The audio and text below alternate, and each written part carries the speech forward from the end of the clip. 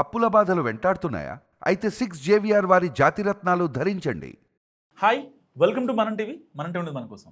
రాజకీయాల్లో హత్యలుండవు, అన్ని ఆత్మహత్యలే ఉంటాయన్నది చాలామందిలో మెదులుతున్న అభిప్రాయం. సో చాలామంది నేతలు తమ చేష్టలతో వివిధ సందర్భాల్లో దాన్ని నిరూపించి చూపించారు కూడా.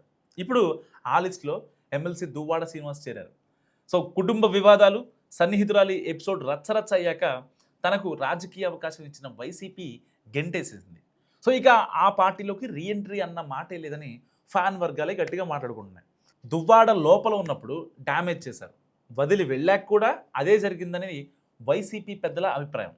సో వ్యక్తుల జీవితాలు వారి సొంతమైన, అక్కడ పర్సనల్ లైఫ్ కూడా పబ్లిక్ అయిపోయి అది సోషల్ మీడియాలో శృతి మించి ప్రజల్లో పార్టీ పట్ల కూడా చులకన భావం కలగజేసిందంటూ వైసీపీ అధిష్టానం బాగా కోపంగా ఉంది అప్పట్లో. సో మరి ఇప్పుడు కుటుంబం కన్నా రాజకీయాల కన్నా తనకు మాధురే ముఖ్యమని మీడియా ముఖంగా ఎప్పుడో చెప్పారు దువ్వాడ శ్రీనివాస్. ఆ క్రమంలోనే ఆయన్ని శాశ్వతంగా దూరం పెట్టాలని వైసీపీ హైకమాండ్ డిసైడ్ అయింది. సో ఫ్యాన్ అధిష్టానం సస్పెండ్ చేశాక టీడీపీ, జనసేన, బీజేపీ ఇలా అన్ని పార్టీలోకి ట్రై చేశారు దువ్వాడ. కానీ ఎవరు ముఖద్వారం కాదు కదా, కనీసం ప్రహరీ గేటు కూడా తాకనివ్వలేదు దువ్వాడని.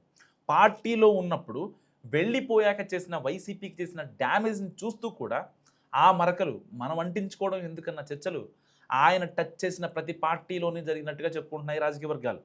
ఇక ఎక్కడ ఛాన్స్ లేకపోవడంతో తిరిగి వైసీపీ గూటికే చేరేందుకు, జగన్ని కలిసేందుకు శ్రీనివాస్ చాలాసార్లు ట్రై చేశారట. గతంలో అసెంబ్లీ బయట కలిసి కూడా రిక్వెస్ట్ చేశారు. అప్పటికప్పుడు కాదనలేక వచ్చి కలవమని చెప్పినా ఆయన మాత్రం అఫీషియల్గా అపాయింట్మెంట్ ఇవ్వలేదు. దాంతో వైసీపీ డోర్లు పూర్తిగా క్లోజ్ అయ్యాయని దువ్వాడకు అర్థమైంది. అందుకు తగ్గట్టే ఇటీవల వైసీపీ హెడ్ క్వార్టర్స్ నుంచి క్లియర్ మెసేజ్ వచ్చినట్టు తెలిసింది. ఇక రీఎంట్రీ ఉండబోదని నిర్మోహమాటంగానే చెప్పేశారట. సిట్టింగ్ ఎమ్మెల్సీ విషయంలో అంత స్ట్రాంగ్గా నిర్ణయం ఎందుకు తీసుకున్నారంటే ఆయన వల్ల జరిగిన అండ్ జరిగే డ్యామేజ్ అంతా ఇంతా కాదన్నది తాడేపల్లి నేతల టాక్. సో దువ్వాడను కనుక తిరిగి తీసుకుంటే అండ్ పార్టీ మొత్తం కామెడీ అయిపోతుందని, టెక్కలి నియోజకవర్గం ఒకటే కాదు అండ్ ఉమ్మడి శ్రీకాకుళం జిల్లా మొత్తంలో ఓడిపోతామని వైసీపీ హైకమాండ్ క్లారిటీ వచ్చేసింది. అందుకే దువ్వాడతో ఎవరిని కలవద్దని కూడా అగ్రనేతలు ఆదేశించినట్టు ప్రచారం జరుగుతుంది.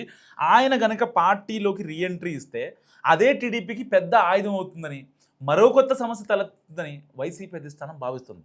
ప్రస్తుతం దువ్వాడ శ్రీనివాస్కు ఆయన కుటుంబం పూర్తిగా దూరమైంది. తన సన్నిహితురాలు మాధురితో కలిసి హైదరాబాద్లో చీరల వ్యాపారం ప్రారంభించి ఆ వ్యాపారాన్ని వృద్ధి చేసుకునే పనిలో ఉన్నారు. సో అదే సమయంలో తిరిగి పొలిటికల్గా యాక్టివ్ అయ్యేందుకు చేసిన ప్రయత్నాలన్నీ బెడిసి కొట్టినట్టు చెప్పుకుంటున్నారు.